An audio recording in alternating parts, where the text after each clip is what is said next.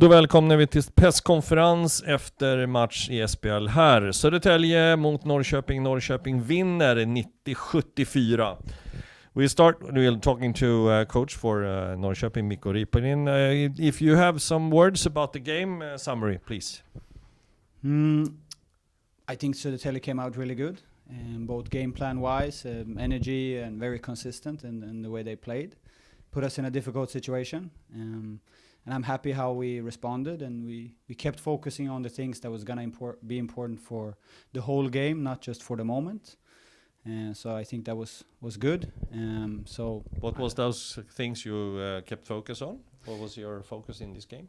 No, we had to put a lot of pressure on our opponents, and we want the pace to be high, and these things don't reward you in the first quarter. It's usually later. We have the big luxury of having a very deep team, and that we try to make the most of.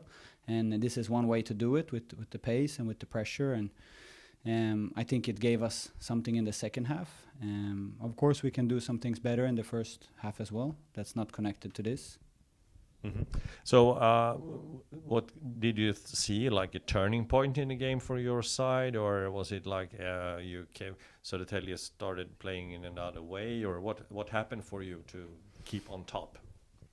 I think it's important when it comes to momentum in basketball games that you do get two things two times in a row, like two made shots in a row or two good defensive stops in a row. It starts a big momentum, and we have some players that can do a lot in short time. So when we had that momentum and we hit two shots in a row, that was good looks for us. It started, gave us energy. So that's, of course, one thing. And then Södertälje misses some easy ones in that time, and it's just like how basketball games are. And that gives us extra, of course, a little bit air. Yeah. So did you have any special words for the team in the halftime, or is it like keep the game plan only? Or Yeah, that was it. It was a very calm halftime talk. It talked about some details offensively, things we wanted to look for, and places we hadn't been aggressive yet. And then it was just about keeping going and not gambling too much, but still putting a lot of pressure, and I think that paid off. Yeah. So looking at the season so far, how are your review of your season until this date?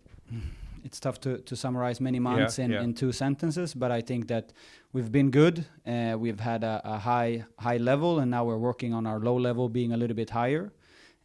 I'm also proud of the guys that we have had many different rosters this season, and people are adapting. Even though we have a deep team, it's still players that needs to do more and less and then more.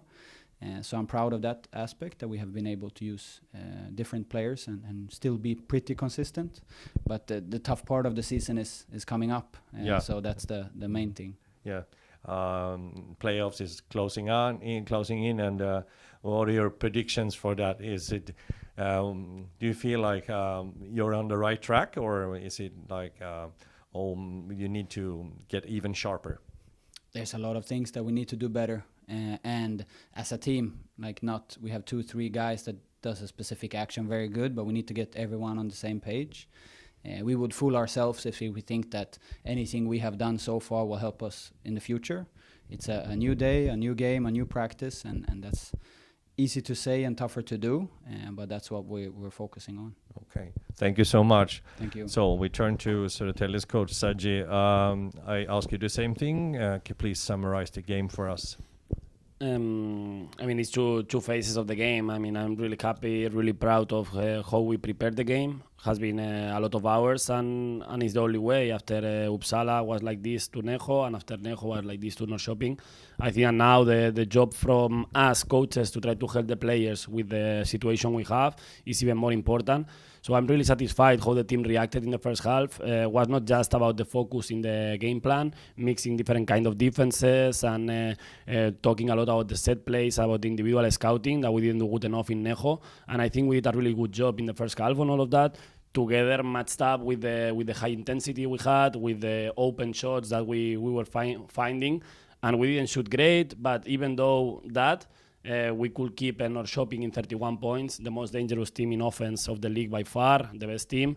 And I was really happy about that, but of course we know that will not be always like that. We have played them many times, so we know that it's always some moment of the game that someone goes, I would say, goes bananas. But in this case was Nathan, for example. I mean, he made 4 out of 4 in the second half, and we talk about him in the halftime. But there is sometimes that, of course, it's hard when you have Tyus, Terins, and Nathan, and Peña or Gamble, and they have many good shooters on the court. So, of course, some small mistakes, they punish us really good in the second half. So nothing to say about that. I mean, I think that we have to, of course, keep working on our lows, like we said, but it's hard to make a full analyze when you cannot give a deep breath to the guys. I mean, today Adam was really good and Max was really good. And one thing is to play good against Umeå or Shopping or Uppsala. Sorry for that, but the other thing is to play good against Norrköping. And I think that today Max and Adam step up and did a really solid job for a big part of the game. So I'm happy about that because we need everybody. And then, of course, it will be easier when we can add AJ in better shape, we can add Anton, we can add Jorge. I mean, at the end will be another different picture. So honestly, looking forward for that. But now we just have to keep working. We have 2 games left until national team break. And now that's the biggest focus. After that, big job of trying to find a way to use the players we have. We never had that big roster, so it will be interesting to see how we can split the shots, split the minutes and everything. So, but yeah, looking forward. So you mentioned Jorge and Anton. What's the time schedule for there? I mean, Anton, if everything is normal, in theory was the idea was that he was playing today. But at the end, we decided to be smart and we postponed it to Friday. If everything goes normal, he will play Friday. And then with Jorge, he made surgery last week, but he's feeling great. And the idea is that he will play after a national team break against Jamland, 29th. And of course, that's the timeline right now. But we have to be ready to see with Jorge and mostly how is everything feeling. To be smart and maybe push it 1 game forward. Let's see day by day how he's feeling.